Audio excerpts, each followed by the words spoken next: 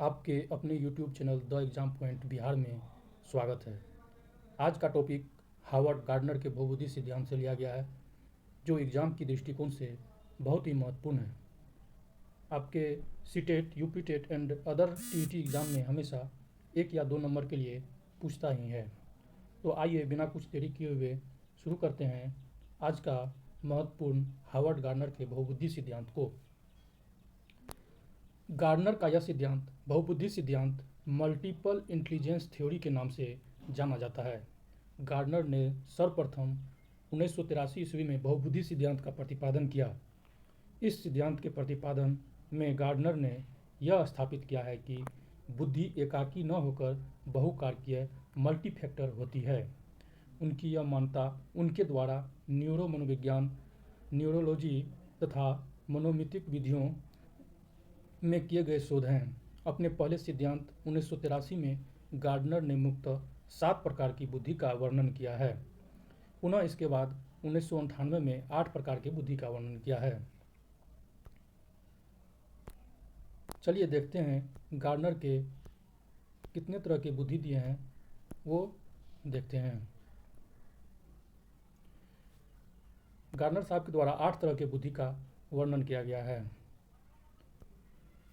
पहला है पहला है पहला है शाब्दिक भाषाई बुद्धि। दूसरा है तार्किक गणितीय बुद्धि। तीसरा है स्थानिक बुद्धि। चौथा है शारीरिक गतिक बुद्धि। पांचवा है संगीतात्मक बुद्धि। छठा है अंतर्व्यक्तिक बुद्धि। सातवां है अंतर्व्यक्तिक बुद्धि। आठवां है प्राकृतिकवादी बुद्धि। आइए सबका डिटेल करते हैं, शुरुआत से और पूरी तरह से डिटेल करते हैं। पहला दिया हुआ है भाषाई बुद्धि। भाषाई बुद्धि को जानते हैं। भाषाई बुद्धि क्या है? अभिव्यक्ति और संप्रेषण करने की योग्य जो बुद्धि होती है, अर्थात जो अंतर्मुखी प्रवृत्ति के लोग होते हैं और जिनमें अपने तरीकों से भाषाओं को अभिव्यक्त करने की क्षमता होती है, उन्हीं को भाषाई बुद्धि कहते हैं। जैसे कवि और लेखक इसमें भाषाई बुद्धि ज़्यादा होती है। कवि, इसमें वकील भी आएंगे, पत्रकार भी आएंगे। इसके बाद देखते हैं अगला बुद्धि तार्किक गणितीय बुद्धि है।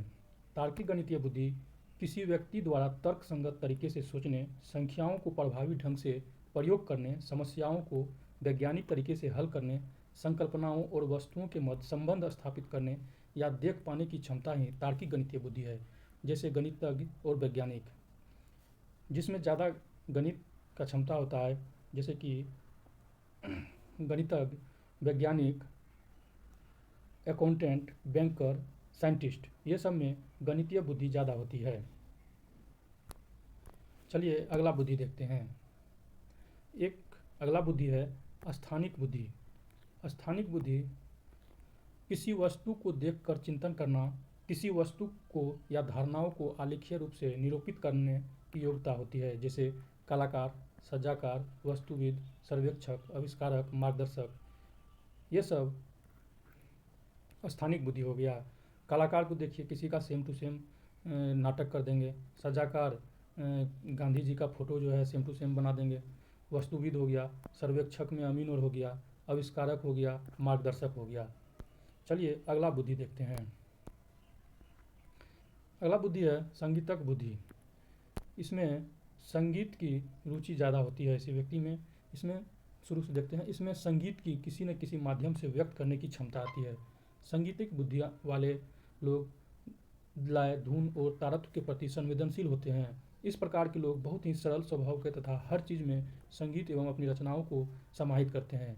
जैसे गायक, संगीतज्ञ, रचनाकार, ये सब में संगीत के प्रति बहुत ही रुचि होते हैं। आइए देखते हैं अगला बुद्धि है शारीरिक गति संवेदी बुद्धि। व्यक्ति को अपने शरीर को अभिव्यक्त के एक साधन के रूप में कौशलपूर्ण तरीके से उपयोग करने की क्षमता अथवा वस्तुओं को निर्माण या संचालन के लिए कौशलपूर्ण करने की क्षमता शारीरिक गति संवेदी बुद्धि कहलाते हैं। जैसे डांसर हो गया, जिसको नृत्य कहते हैं, अभिनेता, खिलाड़ी, मूर्तिकार, ये सब में गति संवेदी यानी कि शारीरिक गति संवेदी बुद्धि ज़्यादा होती है। जैसे सचिन तेंदुलकर को देख लीजिए, क्रिकेट में ज़्यादा एक्सपीरियंस है। इसके बाद राहुल द्रविड़ को देख लीजिए, सानिया मिर्ज़ा को देख लीजिए। चलिए अगला देखते हैं। अगला बुद्धि अंतर व्यक्तिक बुद्धि होता है। अगला अंतर व्यक्तिक बुद्धि, अन्य व्यक्तियों के लिए यह उपयुक्त एवं प्रभावी ढंग से दूसरों के सामने पेश आने की या प्रभावी ढंग से प्रतिक्रिया करने की, उनकी भावनाओं को समझने की क्षमता अंतर व्यक्तिक बुद्धि होते हैं। जैसे बिक्री करता, आप जाइएगा किसी सामान खरीदने के लिए, आपको जो भी सामान पसंद नहीं रहेगा, अच्छा बात बोल करके बिक्री करता आपको कोई न कोई सामान खरीदवा देंगे। सामाजिक निदेशक, यात्रा एजेंट, ये सब के साथ रहिएगा तो ये आप लोगों को बात बोल बोल करके आपको जो है आपकी मनोभावना को समझ करके ये जो है आपको बिक्रीकर्ता के पास जाइएगा तो कोई भी सामान आपको अगर पसंद नहीं होगा तो वो भी आपको जो है मन को पढ़ करके आपके सामान को खरीदने के लिए उत्सुक कर देंगे। चलिए अगला तरह की बुद्धि देखते हैं। अगला तरह का बुद्धि है अंतःव्यक्तिक बुद्धि। अंतःव्यक्तिक बुद्धि स्वयं को सही जानने की क्षमता एवं स्वयं को निजी शक्तियों एवं निजी अभिप्रेरणाओं शामिल होते हैं, जैसे उद्योगपति, व्यापारी आदि। चलिए देखते हैं अगला तरह का बुद्धि। अगला है प्राकृतिकवादी बुद्धि। प्राकृतिकवादी बुद्धि नेचर के बारे में अधिक जानने रखने वाले व्यक्ति, इसके अंतर्गत आते हैं शिकारी, किसान, पर्यटक आदि। शिकारी जैसे कि ये प्राकृतिक से संबंधित है, उसको कहाँ शिकार करना है, कैसे करना है, इसको हर एक चीज़ की जानकारी आता है। किसान को कैसे फसल को उपजाना है, गेहूँ कैसे कब किस समय में बोना है। पर्यटक को भी प्राकृतिक के बारे में ज़्यादा जानकारी रहता है कि कहाँ घूमना है, कौन मौसम में घूमना है। ये था 8 तरह का बुद्धि जो हार्वर्ड गार्डनर ने बहुबुद्धि का सिद्धांत दिया था। आपको कोई बुक में 9 तरह का भी बुद्धि मिल जाएगा, कोई में 7 तरह का भी मिल जाएगा, कोई में 8 तरह का भी मिल जाएगा, लेकिन आपको जो है एनसीईआरटी में सिर्फ 8 तरह का ही बुद्धि दिया गया है। तो आपको अगर कोई एग्ज़ाम में ऑप्शन में अगर 8 दिखाई देगा तो 8 ही लगाना है। अगर 8 नहीं दिखाई दे, 7 भी नहीं दिखाई दे तो 9 लगाना है। अगर 8 दिखाई नहीं दे, 9 नहीं दिखाई दे तो 7 लगाना है। लेकिन आपको हमेशा हर एक एग्ज़ाम में 8 तरह का ही बुद्धि का ऑप्शन में मिल जाएगा। ये सीटेट, यूपीटेट और अदर टीईटी एग्ज़ाम में हमेशा 1 या 2 नंबर के लिए पूछा जाता है।